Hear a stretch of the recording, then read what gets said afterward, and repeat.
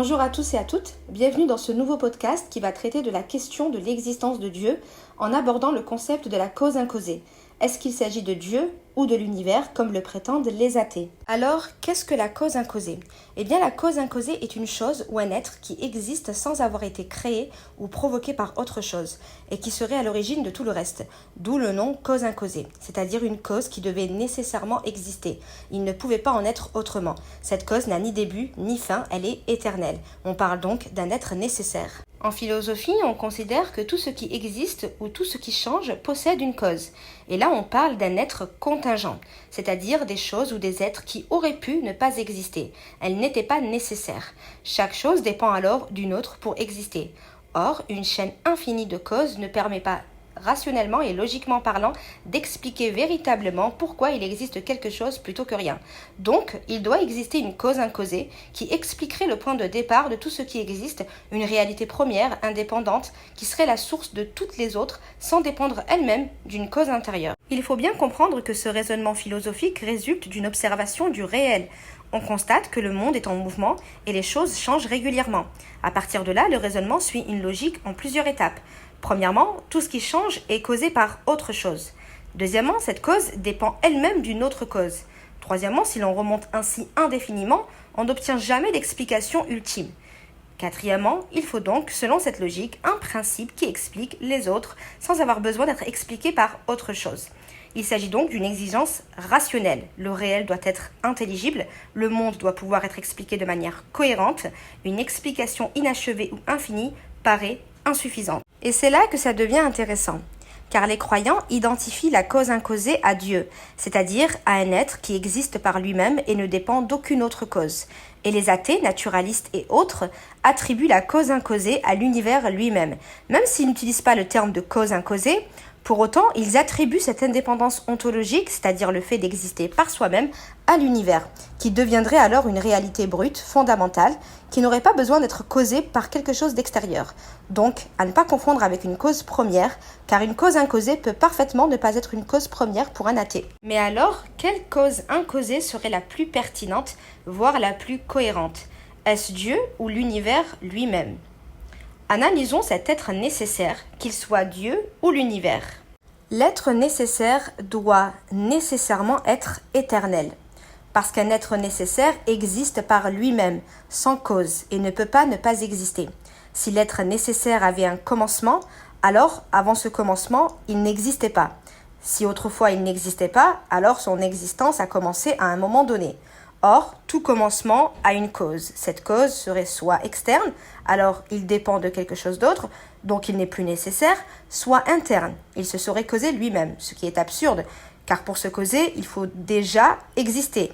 Donc l'être nécessaire n'a pas pu commencer. Il a toujours existé. Un être nécessaire ne peut pas devenir. Par définition, il est. S'il devenait, il serait contingent, donc il est forcément éternel, sans commencement ni fin.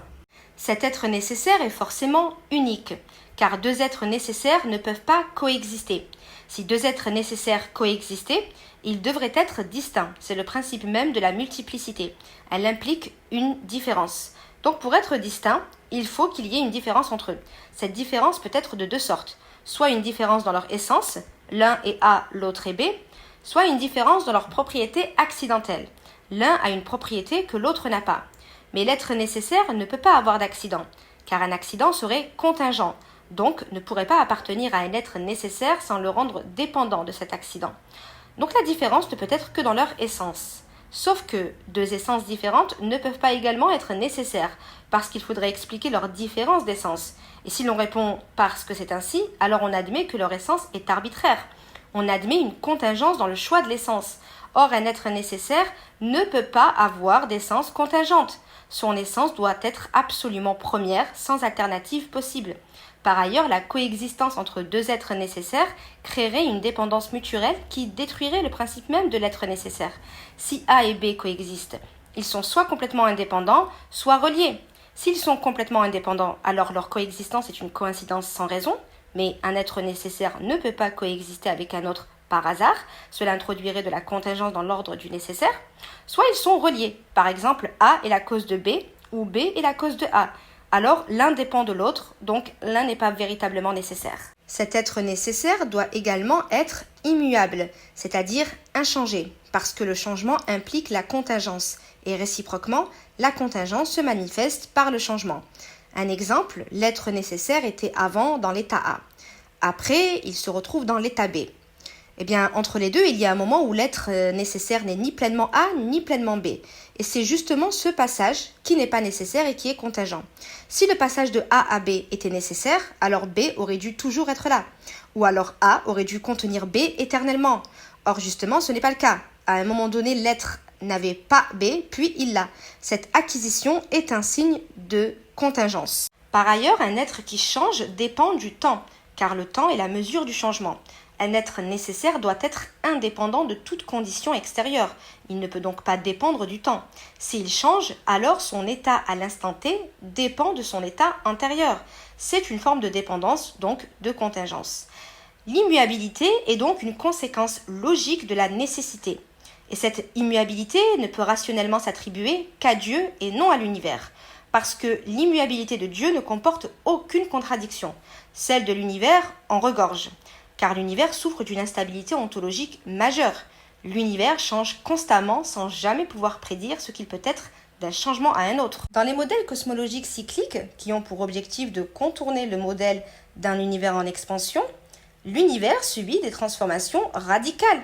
Chaque cycle est différent du précédent. Les constantes physiques, les lois, la viabilité pour la vie, tout peut changer de manière arbitraire. L'univers n'a pas de nature fixe. Il est traversé par une instabilité ontologique, car ce qu'il est aujourd'hui, il ne l'était pas hier et il ne le sera pas demain à l'échelle cosmique. Mais un être nécessaire ne peut pas être ontologiquement instable. Je rappelle la définition minimale de l'être nécessaire. Il existe par lui-même sans cause, il ne peut pas ne pas exister, et surtout, il n'a pas de partie contingente. Or, un univers cyclique peut ne pas exister sous sa forme actuelle, et même ne va pas tarder à changer, dépend de ses états antérieurs, l'effondrement d'un cycle cause le suivant, donc dépendance causale, pas autosuffisance, a des lois qui peuvent disparaître. Rien ne garantit que la gravité ou la mécanique quantique existeront dans le prochain cycle. Par ailleurs, beaucoup d'athées postulent à l'existence des multivers parce que c'est la seule façon d'expliquer le réglage fin de notre univers sans faire appel à Dieu. Seulement, multivers et nécessité sont incompatibles. Le multivers, par définition, est un ensemble d'univers aux lois, constantes et conditions initiales variables. Et notre univers dépend justement de ce multivers. Donc il ne peut pas être nécessaire, puisqu'il n'est qu'un membre contingent de cet ensemble. Il aurait pu ne pas exister. Le multivers aurait très bien pu ne pas générer notre univers précis. Mieux encore, si l'univers est une nécessité, alors un autre univers doit être logiquement impossible. Mais alors il faudrait prouver que des lois différentes entraîneraient un bug logique. Pour montrer que tous les autres univers sont impossibles, il faudrait définir toutes les façons cohérentes dont un univers pourrait être, puis montrer que toutes, sauf le nôtre, contiennent une contradiction, ce qui est absolument impossible parce que on ne connaît même pas toutes les lois physiques possibles et encore moins toutes les logiques ou structures mathématiques possibles. Pour notre univers, peut-on dire que des lois différentes, comme une gravité plus forte, une constante cosmologique différente, etc., sont logiquement impossibles? Personne ne peut affirmer une chose pareille.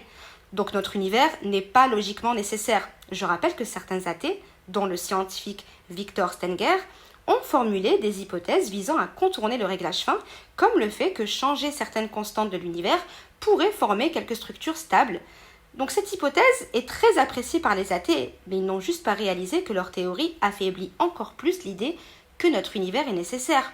Parce que si plusieurs réglages cohérents existent, alors notre univers ressemble davantage à un choix parmi plusieurs possibilités qu'à une nécessité unique. Allons plus loin dans l'analyse. L'être nécessaire doit logiquement posséder en lui une forme d'omniscience. Pourquoi ? Parce que le réel est intelligible, c'est-à-dire qu'il obéit à des lois, des régularités, des rapports logiques que notre esprit peut saisir. Les mathématiques décrivent l'univers avec une précision stupéfiante. Il y a un ordre rationnel du monde que personne ne nie. Mais cet ordre intelligible n'est pas une propriété nécessaire de n'importe quel univers. On peut très bien concevoir un univers chaotique, sans loi, sans régularité, où rien n'est prévisible. Mais ce n'est pas notre univers. Donc l'intelligibilité du réel a une cause. Et l'être nécessaire est la cause ultime de toute réalité contingente, y compris de l'ordre intelligible du monde. Puisque l'intelligibilité n'est pas expliquée par elle-même, elle doit être fondée dans l'être nécessaire. L'être nécessaire doit donc nécessairement contenir en lui l'intelligibilité qu'il communique au monde. Or, contenir l'intelligibilité de façon ultime, c'est justement la connaître parfaitement. Donc, l'être nécessaire est omniscient. Il sait tout ce qui est intelligible, puisque c'est de lui que cet ordre procède. Or, l'omniscience est une propriété qui implique une conscience, parce que la cause ultime de l'intelligibilité, pour la contenir de façon ultime, doit la connaître parfaitement, donc doit être consciente. Pourtant, l'univers physique tel que le conçoivent les athées n'est pas conscient. Donc, l'univers serait un être nécessaire, non conscient, pour autant qui possède l'intelligibilité du réel dans son intégralité et qui la communique de manière parfaite, ce qui est assez problématique. Mais la conscience, dans sa définition la plus neutre et non axée à la description de l'humain, s'évalue par la capacité à réagir, à s'adapter, à transmettre de l'information. Mais alors, tout dans l'univers devient conscient à un certain degré. Une molécule se déplace, interagit avec d'autres molécules, peut vibrer, tourner ou changer de configuration. La lumière se propage dans l'espace, elle est réfléchie par une surface, elle s'absorbe par la matière, se diffuse dans plusieurs directions. Et l'univers est intelligible, cohérent, structuré. Il transmet des informations adaptées et compréhensibles à toutes les espèces vivantes, aux humains, mais aux molécules également, qui savent comment réagir et le font de manière très cohérente et non arbitraire, aux animaux qui savent comment réagir pour survivre. C'est justement pour cela que la source ultime de l'univers ne peut être que consciente, mais unique, nécessaire, éternel, immuable, omniscient, sont exactement l'essence et les attributs de Dieu. L'unicité, l'éternité, l'immuabilité, l'omniscience sont des conséquences logiques d'un être nécessaire. Ce n'est pas la foi qui invente ces attributs, mais la raison qui les impose quand elle interroge le réel. Autrement dit, l'ontologie du réel, la structure profonde de ce qui est, contient en elle-même les traces de cette origine. N'est-ce pas Dieu lui-même qui révèle dans la sourate 41, verset 53 « Nous leur montrerons nos signes dans l'univers et en eux-mêmes, jusqu'à ce qu'il leur devienne évident que c'est cela la vérité ?» Alors les athées disent souvent que postuler à un Dieu conscient, intentionnel, personnel, ce serait ajouter des hypothèses inutiles. C'est plus simple finalement, ou plus rassurant, de dire que l'univers est juste là, sans ajouter tout cela. Alors cet argument pourrait être pertinent si les attributs de Dieu ne se manifestaient pas dans le réel. Alors on pourrait reprocher aux croyants d'inventer des hypothèses qui n'expliquent rien. Mais en réalité, c'est tout le contraire. Non seulement les attributs de Dieu se manifestent dans le réel, mais sont même explicatifs du réel. Qu'est-ce qu'on observe du réel ? On observe que la réalité ne se limite pas à son aspect physique et matériel. Elle possède également une dimension métaphysique qui fait partie intégrante de son ontologie. Des phénomènes nous sont imposés indépendamment de notre volonté, tels que la souffrance, l'épreuve, la douleur, la transformation, l'humilité, le dépassement de soi, la chute ou l'élévation. Ces phénomènes correspondent à des structures réelles de l'existence, qui préexistent à nos représentations et qui continueront d'exister indépendamment de la manière dont nous les concevons. L'être humain ne les invente pas, il les rencontre durant sa vie.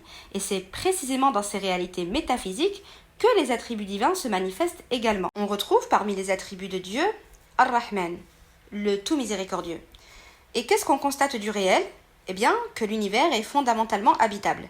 Nous nous trouvons dans un monde où l'air est respirable, où l'eau est présente sous une forme utilisable, où la terre produit de quoi nourrir les êtres vivants, où les cycles naturels assurent le renouvellement des ressources et où d'innombrables équilibres naturels rendent possible la continuité de la vie et permettent notre subsistance et notre bien-être. En principe, rien n'obligeait à l'univers de fournir de telles énergies ou encore d'être favorable à ce point à l'existence. On retrouve parmi les attributs de Dieu Al-Ghafir, le pardonneur, ou encore As-Sabour, le très patient. Et qu'est-ce qu'on constate du réel ? Eh bien qu'il offre constamment de nouvelles possibilités, malgré nos erreurs, nos faiblesses et nos échecs. L'univers n'est pas organisé comme un système où chaque erreur conduirait immédiatement à la destruction de celui qui l'a commise. Parce que si chaque faute entraînerait instantanément toutes ses conséquences possibles, eh bien la vie humaine serait pratiquement impossible.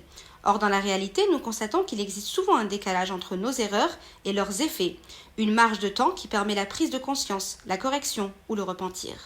Le pardonneur et le très patient se manifestent dans le fait que le réel ne nous écrase pas immédiatement sous le poids de nos imperfections. Une grande partie de nos erreurs ne reçoivent pas une sanction instantanée et définitive. C'est justement ce qui permet à l'humain d'obtenir un équilibre, de continuer à avancer malgré ses manquements. Ces attributs s'observent également dans la nature elle-même. Le corps humain possède des capacités de guérison. Les écosystèmes disposent souvent de mécanismes de régénération. Les blessures cicatrisent, les déséquilibres peuvent parfois être corrigés. La réalité n'est pas uniquement structurée autour de la destruction ou de la sanction.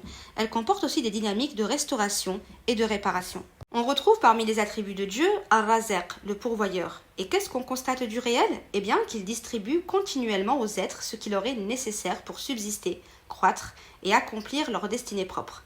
Le fait que des terres puissent être fertiles, produisent des récoltes, que la pluie tombe au bon moment, que l'eau qui tombe soit douce et non salée, que les animaux finissent toujours par trouver leur nourriture, que les humains parviennent à découvrir des ressources qui existent en amont dans le réel et qu'ils puissent développer des moyens de subsistance grâce à ce que le réel rend possible, relève directement de l'attribut du pourvoyeur. Rien n'oblige le réel à disposer d'autant de ressources et de manière autant spécifique pour chaque espèce. La subsistance qui se manifeste dans le réel ne se réduit pas à la nourriture matérielle, elle concerne aussi les rencontres qui arrivent au moment opportun, les connaissances dont une personne a besoin pour avancer, les opportunités qui se présentent, les capacités qui se développent, les ressources psychologiques nécessaires pour traverser une épreuve. Ainsi, la subsistance n'est pas seulement ce qui nourrit le corps, mais tout ce qui permet à un être de poursuivre son existence et sa trajectoire. On retrouve parmi les attributs de Dieu El-Aziz, le Tout-Puissant. Et qu'est-ce qu'on constate du réel? Eh bien qu'il existe des forces, des lois et des déterminations qui dépassent radicalement la volonté humaine. Le réel ne se laisse jamais entièrement soumettre à nos désirs. Il possède une autonomie, une profondeur et une puissance propre qui rappellent constamment à l'être humain qu'il n'est ni l'origine ni le maître absolu de ce qui existe. Personne ne choisit de naître, personne ne choisit ses parents, personne ne choisit son époque, personne ne choisit son patrimoine génétique, personne ne choisit son lieu de naissance. Avant même d'agir dans le monde, l'être humain découvre qu'une immense partie de son existence lui est donnée. Le réel précède sa volonté. Aucun être humain, par exemple, n'a jamais arrêté le temps. Nous pouvons organiser nos journées, gagner du temps, optimiser nos activités, mais nous ne pouvons empêcher le vieillissement, ni empêcher la mort, ni faire revenir une seconde écoulée.